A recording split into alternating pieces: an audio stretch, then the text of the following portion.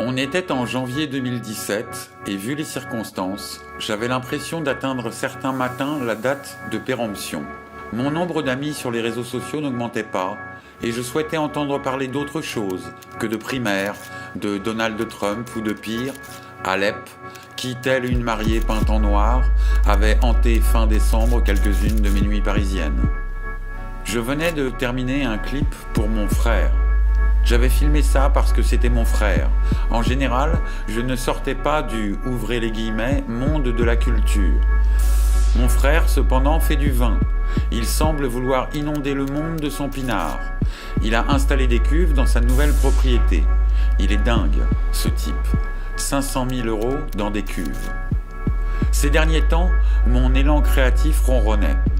Je vivais comme si l'intermittence était infinie, comme si après les 243 jours d'allocation, ça recommençait encore et encore et encore. En 2017, j'avais commencé par prendre plusieurs résolutions au matin du 1er janvier. J'avais ajouté une résolution un peu spéciale. En effet, j'avais décidé de postuler à une formation longue. Je ne l'avais pas mis en 2 ou en 3, car ça ne dépendait pas que de moi, alors que pour la bière, j'avais découvert cette formation à Aurillac.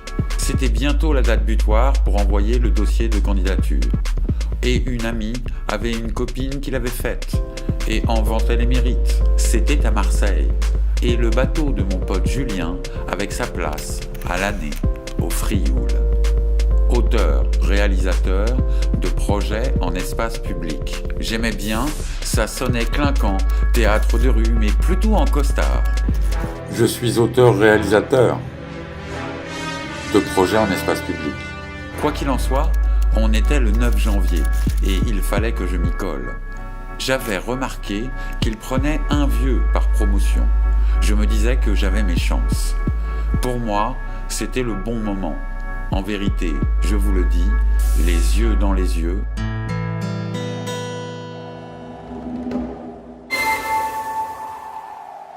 C'était maintenant ou jamais. J'avais pris la décision de postuler depuis quelques mois déjà, mais bien sûr, j'avais laissé traîner. J'en avais parlé avec quelques personnes de mon entourage. Ils se firent un plaisir de me donner leur avis, et j'appréciais la manière dont ils parlaient de la chose. Les gens conseillent souvent plus facilement qu'ils n'agissent. Je les écoutais toutefois d'une oreille attentive, mais je savais, au fond, que la réponse était en moi. Om Namah Shivaya.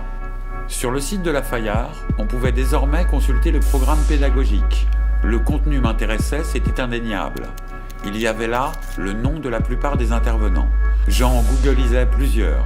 Pas tous, ils étaient nombreux. Je fouinais un peu sur leur parcours. C'étaient des humains qui, comme moi, avaient l'intention d'apporter quelques plumes dans ce monde qui pesait 15 tonnes.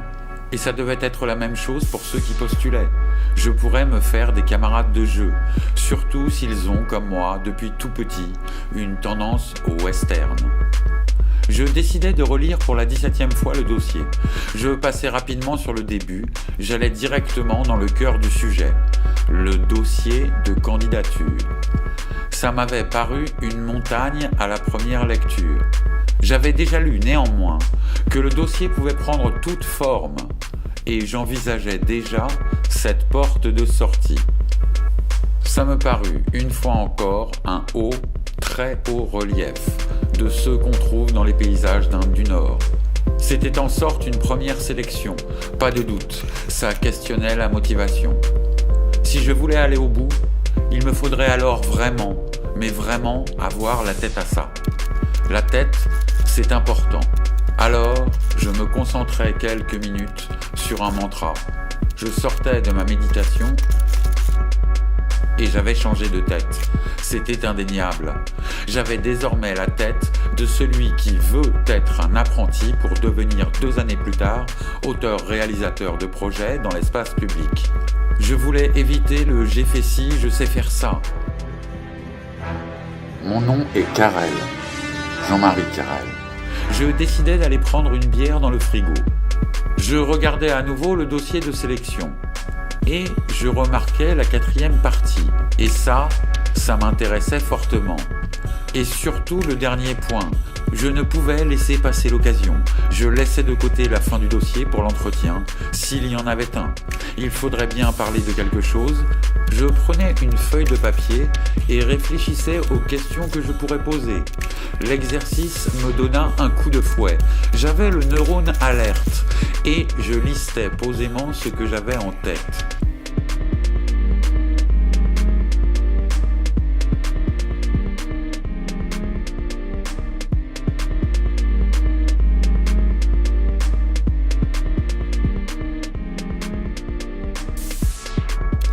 Je me dis que si j'étais dans le jury des sélections, j'aurais sans doute envie de l'auditionner quand même, avec son questionnaire à la con.